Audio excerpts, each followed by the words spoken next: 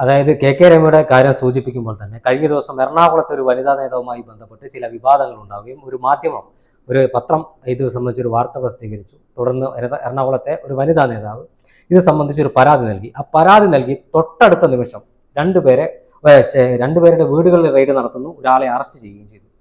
സമാനമായ രൂപത്തിൽ K രമയ്ക്കെതിരായ cyber ആക്രമണവുമായി ബന്ധപ്പെട്ട് അവർ പരാതി കൊടുത്തിട്ടുണ്ടെന്ന് ഞാൻ മനസ്സിലാക്കുന്നത്. ഇതുവരെ ഒരു നടപടി സ്വീകരിച്ചില്ല.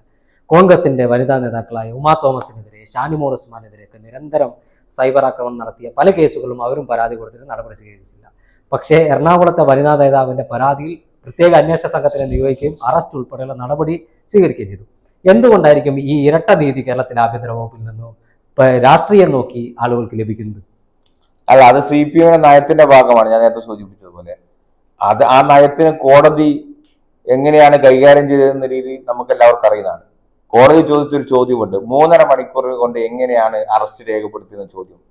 അത് മാത്രമല്ല, ആ കേസുമായി ബന്ധപ്പെട്ടുകൊണ്ട് വ്യക്തിപരമായി ഒളിച്ചു നോക്കുന്നതിന് ഞങ്ങൾക്ക് എതിരാണ്. പക്ഷെ ആ കേസുമായി ബന്ധപ്പെട്ടുകൊണ്ട് കോടതി നിരീക്ഷണം എന്തൊക്കെയാണ് എന്നുള്ളത്, അത് ആ കേസ് നിലനിൽക്കുന്നതാണോ അല്ലയോ, ആ വിവാദം നിലനിൽക്കുന്നതാണോ അല്ലയോ എന്നുള്ളത് ആ ജഡ്ജിയുടെ സ്റ്റേറ്റ്മെന്റുമായി ബന്ധപ്പെട്ട് നമുക്ക് നോക്കിയാൽ മനസ്സിലാവും. കഴിഞ്ഞ ദിവസം CPM എന്തൊക്കെയോ പ്രതിരോധമൊക്കെ സംഘടിപ്പിച്ചു എന്നൊക്കെ പറയുന്നത് ഞങ്ങൾ കേട്ടു. CPM സത്യത്തിൽ പ്രതിരോധം സംഘടിപ്പിക്കേണ്ടത് പൊതുസമൂഹത്തിലല്ല, ആ പാർട്ടിയിൽ തന്നെയാണ്. ആ പാർട്ടിയിൽ പ്രതിരോധം നടത്തിയിട്ടാണ് പൊതുസമൂഹത്തിൽ വരേണ്ടത്. അത് നേരത്തെ കേരളത്തിലെ പ്രതിപക്ഷ നേതാവ് സൂചിപ്പിച്ചതുപോലെ ആ പാർട്ടിയിലുള്ള വിവാദവുമായി ബന്ധപ്പെട്ടുകൊണ്ട്, വിഭാഗീയ പ്രവർത്തനവുമായി ബന്ധപ്പെട്ടുകൊണ്ട് നടക്കുന്ന സംഭവങ്ങളാണ്. നമുക്കറിയാം, ഈ വിഭാഗീയത പ്രവർത്തനവുമായി ബന്ധപ്പെട്ടുകൊണ്ട് CPM-ന്റെ ജില്ലാ സെക്രട്ടറിയുടെ കിടപ്പുറയിൽ ക്യാമറ വെച്ച പാർട്ടി ഏതാണ്? ആ പാർട്ടിയുടെ പേര് CPM എന്നല്ലേ? അപ്പോ നമുക്ക് ശശിയുമായി ബന്ധപ്പെട്ടുള്ള ആരോപണം നമുക്കറിയാം. അപ്പൊ അത്തരത്തിലൊക്കെ CPM-മായി ബന്ധപ്പെട്ടുകൊണ്ട് ഒരുപാട് ആരോപണങ്ങൾ വരുന്നുണ്ട്. അവിടെയൊക്കെ നീതി നടപ്പിലാക്കുന്ന കാര്യത്തിൽ CPM വളരെ എന്താ പറയാ രാഷ്ട്രീയം നോക്കിയിട്ടാണ് എന്ന കാര്യത്തിൽ തർക്കമില്ല. നിങ്ങളിപ്പം കെ രമയുടെ പേര് പറഞ്ഞു, ഉമാ തോമസിന്റെ പേര് പറഞ്ഞു, ഷാനിമോൾ ഉസ്മാന്റെ പേര് പറഞ്ഞു. ഇതൊക്കെ പൊതുരംഗത്ത് പ്രവർത്തിക്കുന്നവരാണ്. അവർക്കൊക്കെ ഇതൊക്കെ മറികടക്കാൻ ശേഷിയുള്ളവരാണ്. പക്ഷെ ഞാൻ പറയാൻ പോകുന്നത്, സാധാരണക്കാരായ ഒരുപാട് സ്ത്രീകൾ ഇവിടെ പരാതി കൊടുത്തിട്ടുണ്ട്. ആ പരാതിയിലൊക്കെ CPM എന്ത് നിലപാടാണ് സ്വീകരിച്ചത്? അവിടെ എവിടെയെങ്കിലും CPM-ന് ഏതെങ്കിലും തരത്തിലൊരു ബന്ധമുണ്ടെങ്കിൽ ആ കേസ് അട്ടിമറിക്കുന്നതാണ് കേരളം കാണുന്നത്. എത്ര സ്ത്രീകളാണ് SP ഓഫീസുകളും DYSP ഓഫീസുകളും CI ഓഫീസുകളൊക്കെ കയറി ഇറങ്ങുന്നത്? എനിക്കറിയുന്ന 2-3 പെൺകുട്ടികളുണ്ട്. അത് ജനുവനായ കേസിൽ പോലും പോലീസ് യാതൊരു നടപടിയും സ്വീകരിക്കാതെ, ഒരു ഉളുപ്പുമില്ലാതെ, ഈ ഇരകളോടെ നിൽക്കാതെ വേട്ടക്കാരോട് നിൽക്കുന്ന ഒരുപാട് കേസുകൾ എനിക്കറിയാം. അപ്പൊ കേരളത്തില് ഹണി റോസോ ഈ പറയുന്ന ഷൈനോ അല്ലെങ്കിൽ മറ്റാരെങ്കിലും ആണെങ്കിൽ മാത്രമേ സ്ത്രീകളുടെ സുരക്ഷയെക്കുറിച്ച് പിണറായിയുടെ ഗവൺമെന്റിന് ബോധം വരുള്ളൂ. കാരണം അതൊരു പബ്ലിസിറ്റി സ്റ്റണ്ടാണ്.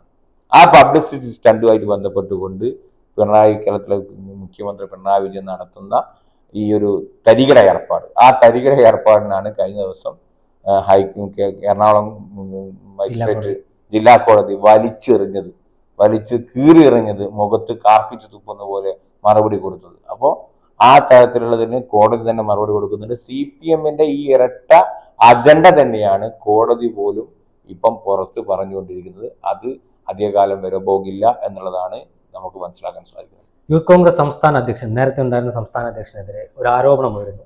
ആരോപണം ഉയർന്ന് 24 മണിക്കൂർ തികയുന്നതിന് മുമ്പ് യൂത്ത് കോൺഗ്രസ് സംസ്ഥാന അധ്യക്ഷ സ്ഥാനത്ത് നിന്ന് അദ്ദേഹത്തെ പുറത്താക്കുന്നു. തുടർന്ന് പാർട്ടിയിൽ നിന്ന് സസ്പെൻഡ് ചെയ്യുകയും ചെയ്തു. ആ സമയത്തും CPM ഇപ്പോഴും കോൺഗ്രസിനെ ആക്രമിക്കുകയാണ്. കേരളത്തിൽ അല്ലെങ്കിൽ ഇന്ത്യയിൽ തന്നെ ഇത്തരം ഒരു ആരോപണത്തിന്റെ പേരിൽ 48 മണിക്കൂറിനകം പാർട്ടിയിൽ നിന്ന് സസ്പെൻഡ് ചെയ്യുകയും 24 മണിക്കൂറിനകം ഭാരവാഹിത്വത്തിൽ നിന്ന് പുറത്താക്കുകയും ചെയ്ത കോൺഗ്രസിനെ വിമർശിക്കാൻ CPM-ന് ധാർമ്മികമായി എന്ത് അവകാശമാണ്? CPM-ന് മാത്രമല്ല, ആ വിഷയവുമായി ബന്ധപ്പെട്ടുകൊണ്ട് കോൺഗ്രസിനെ അപമാനിക്കാൻ ശ്രമിക്കുന്ന RSS ഉണ്ട്, BJP ഉണ്ട്. അതേപോലെ തന്നെ മറ്റു തീവ്ര ന്യൂനപക്ഷ വിഭാഗത്തിൽപ്പെട്ട സംഘടനകളുണ്ട്. ഈ വിഷയത്തിലൊന്നും കോൺഗ്രസിനെ പഠിപ്പിക്കാൻ, സ്ത്രീ വിഷയവുമായി ബന്ധപ്പെട്ടുകൊണ്ട്, നടപടിയുമായി ബന്ധപ്പെട്ടുകൊണ്ട് കോൺഗ്രസിനെ പഠിപ്പിക്കാൻ ഒരു രാഷ്ട്രീയ സംഘടനക്കും അവകാശമില്ല എന്ന് തെളിയിക്കുന്ന നിലപാടാണ് കേരളത്തിലെ കോൺഗ്രസ് പാർട്ടി എടുത്തത്. നേരത്തെ സൂചിപ്പിച്ചതുപോലെ 24 മണിക്കൂറിന് മുമ്പ് അതിൽ കൃത്യമായ നിലപാട് സ്വീകരിച്ചു. അത് കഴിഞ്ഞപ്പം പറഞ്ഞു, നിങ്ങൾ MLA സ്ഥാനത്ത് അദ്ദേഹത്തെ പുറത്താക്കുന്നില്ല എന്ന്, പാർട്ടിയിൽ നിന്ന് പുറത്താക്കുന്നില്ല എന്ന്. അങ്ങനെ പറഞ്ഞുകൊണ്ടിരിക്കുന്ന സമയത്താണ് കേരള പ്രദേശ് കോൺഗ്രസ് കമ്മിറ്റിയുടെ പ്രസിഡന്റ് സണ്ണി ജോസഫ് MLA അദ്ദേഹത്തെ 6 പാർട്ടിയിൽ നിന്ന് സസ്പെൻഡ് ചെയ്തിട്ടുണ്ട് എന്ന് പ്രഖ്യാപിക്കുന്നത്. കോൺഗ്രസ് പാർലമെന്റ് പാർട്ടിയിൽ നിന്ന് മാറ്റി നിർത്തുമെന്ന് പറഞ്ഞു. ആ സമയത്ത് വീണ്ടും ചർച്ചകൾ കേരളത്തിലെ മാധ്യമങ്ങൾ ചർച്ച ചെയ്തു, അദ്ദേഹത്തെ കോൺഗ്രസ് പാർലമെന്റ് പാർട്ടിയിൽ നിന്ന് മാറ്റി നിർത്തില്ല എന്ന്. കേരളത്തിലെ പ്രതിപക്ഷ നേതാവ് കത്ത് കൊടുത്തപ്പോൾ വീണ്ടും ചർച്ച ചെയ്തു രാഹുൽ മാങ്കൂട്ടം. പിന്നീട് രാഹുൽ മാങ്കൂട്ടത്തിൽ നിയമസഭയിൽ വരുന്നോ വരാത്തതും കോൺഗ്രസ് പാർട്ടിയെ സംബന്ധിച്ചുള്ള വിഷയമുള്ള കാര്യമല്ല. നിയമസഭയിൽ ഒരു പാർട്ടിക്ക് ചെയ്യാൻ പറ്റുന്ന അറ്റകൈ പ്രയോഗമാണ് നിയമസഭാ പാർലമെന്റ് പാർട്ടിയിൽ നിന്ന് അദ്ദേഹത്തെ സസ്പെൻഡ് ചെയ്തിട്ടുണ്ട്, മാറ്റി നിർത്തിയിട്ടുണ്ട് എന്ന് പറയുന്നത്. അതിലും വലിയ ശിക്ഷയൊന്നും കേരളത്തിലെ ഇന്ത്യയിലെ ഒരു പാർട്ടിയും നൽകിയിട്ടില്ല എന്ന് മാത്രമല്ല, നമുക്ക് ബ്രിജിറ്റ് ഭൂഷണുമായിട്ട് ബന്ധപ്പെട്ടുള്ള കേസ്, ആ കേസിൽ ഇന്ത്യയുടെ പ്രധാനമന്ത്രിയാണ് അദ്ദേഹത്തിന് തെരഞ്ഞെടുപ്പ് ആരോപണം നിലനിൽക്കുന്ന പ്രചരണത്തിന് വരികയും അദ്ദേഹം അവിടെ MP തെരഞ്ഞെടുക്കപ്പെടുകയും ചെയ്തത്. എന്നിട്ടാണ് പിന്നീട് അദ്ദേഹം ജയിലിലേക്ക് പോകുന്നത്. അപ്പൊ അങ്ങനെയുള്ള BJP RSS മുകേഷ്, അതേപോലെ തന്നെ ശശി, വൈശാഖൻ, അതേപോലെ തന്നെ കണ്ണൂരിലെ ശശി ഉൾപ്പെടെയുള്ള ആളുകൾ, CPM-ന്റെ പൊളിറ്റിക്കൽ സെക്രട്ടറിയായി നിൽക്കുന്ന ആളുകൾ ഉൾപ്പെടെ, മുഖ്യമന്ത്രിയുടെ പൊളിറ്റിക്കൽ സെക്രട്ടറി ആയി നിൽക്കുന്ന ആളുകൾ ഉൾപ്പെടെയെതിരെ ആരോപണം വന്ന സമയത്ത് അതിന്റെ തീവ്രത അന്വേഷിക്കാനും അതിന്റെ തീവ്രതയെ അളക്കാനും പോയ ആളുകളാണ് ഇന്ന് കോൺഗ്രസ് പാർട്ടിയോട് പറയുന്നത്, നിങ്ങൾ നടപടി എടുത്തോ. ഒരു സസ്പെൻഷന് പോയിട്ട് പേരിന് ഒരു ദിവസം പോലും മാറ്റി നിർത്താൻ CPM സാധിച്ചിട്ടില്ല. അതിനേക്കാൾ കൗതുകം ഞങ്ങൾക്ക് തോന്നിയത് ഈ തവണ നടന്ന CPM-ന്റെ സംസ്ഥാന സമ്മേളനവുമായി ബന്ധപ്പെട്ടുകൊണ്ട് മുകേഷിനെ കാണാനില്ല എന്ന് പറഞ്ഞപ്പോൾ അത് അവിടെ സ്വീകരണം നൽകിയ പാർട്ടിയാണ് CPM. ആ CPM ആണ് കോൺഗ്രസിനെ വിമർശിക്കാൻ വേണ്ടി വരുന്നത്. അതുകൊണ്ട് ഈ വിഷയത്തിൽ കോൺഗ്രസ് പാർട്ടിയെ ആർക്കും വിമർശിക്കാനുള്ള അവകാശമില്ല, അധികാരമില്ല. കോൺഗ്രസ് ഇതിൽ ശക്തമായ നടപടി സ്വീകരിച്ചിട്ടുണ്ട്. ഇനി വേണമെങ്കിൽ കൂടുതൽ നടപടി സ്വീകരിക്കുമെന്നും കേരളത്തിലെ പ്രതിപക്ഷ നേതാവും KPC പ്രസിഡന്റും ഉൾപ്പെടെയുള്ളവർ പറഞ്ഞു. അത് നിങ്ങൾ മനസ്സിലാക്കേണ്ടത്, ഈ സമയം നമ്മൾ സംസാരിക്കുന്ന സമയം വരെ ഒരു റിട്ടേൺ ആയുള്ള പരാതി പാർട്ടിക്ക് മുമ്പിൽ വന്നിട്ടില്ല, നിയമ സംവിധാനത്തിന് മുമ്പിൽ വന്നിട്ടില്ല. പക്ഷെ ചില ബോധ്യങ്ങളുടെ അടിസ്ഥാനത്തിലാണ് പാർട്ടി അങ്ങനെ തീരുമാനമെടുത്തത്. സ്നേഹത്തിന്റെ കട തുറക്കുന്നു വെറുപ്പിന്റെ കമ്പോളത്തിൽ എന്ന് പറഞ്ഞ് രാജ്യത്ത് കാശ്മീർ മുതൽ കന്യാകുമാരി വരെ ഭാരത് ജോഡോ യാത്ര നടത്തി, രണ്ടാമത് ന്യായ് യാത്ര നടത്തി, മൂന്നാമത് ഈ വോട്ട് മോഷണവുമായി ബന്ധപ്പെട്ട് വോട്ട് ചോരി എന്ന ആരോപണം ഉന്നയിച്ച് അല്ലെങ്കിൽ അതിൻ്റെ ചില തെളിവുകൾ പുറത്തുവിട്ട് രാഹുൽ ഗാന്ധി ബീഹാറിൽ 16 ദിവസം നീണ്ട ഒരു യാത്ര നടത്തുന്നു. നേരത്തെ രാഹുൽ ഗാന്ധിയെ പപ്പു എന്ന് വിളിച്ച് ലോക്സഭയ്ക്കകത്തും പുറത്തും അധിക്ഷേപിച്ച BJP ഇന്ന് രാഹുൽ ഗാന്ധിയെ ഭയക്കുന്നു എന്നതിൻ്റെ തെളിവല്ലേ രാഹുൽ ഗാന്ധി ഉന്നയിച്ച ആരോപണങ്ങൾക്ക് മറുപടി പറയാൻ കഴിയാത്തതിൻ്റെ ഒരു പശ്ചാത്തലം? സംശയം വേണ്ട, പപ്പു എന്ന് വിളിച്ച രാഹുൽ ഗാന്ധി മാറിയിട്ടൊന്നുമില്ല.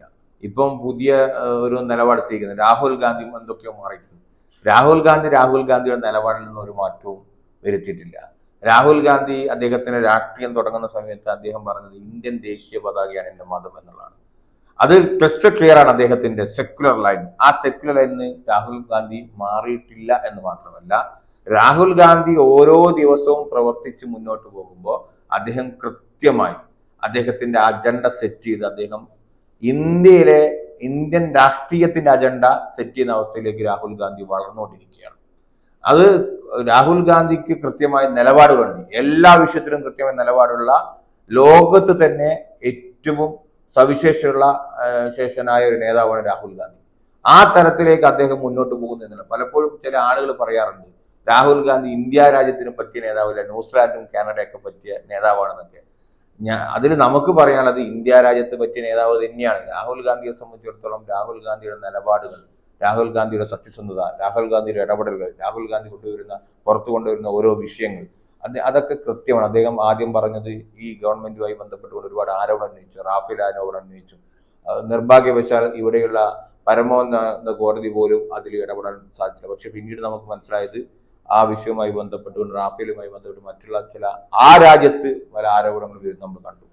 അതേപോലെ തന്നെ പിന്നീട് ആരോപണം ഉന്നയിച്ചതാണ് RSSുമായി ബന്ധപ്പെട്ടുകൊണ്ട്, സംഘപരിവാറുമായി, ഗാന്ധി വധവുമായി ബന്ധപ്പെട്ടുകൊണ്ട്.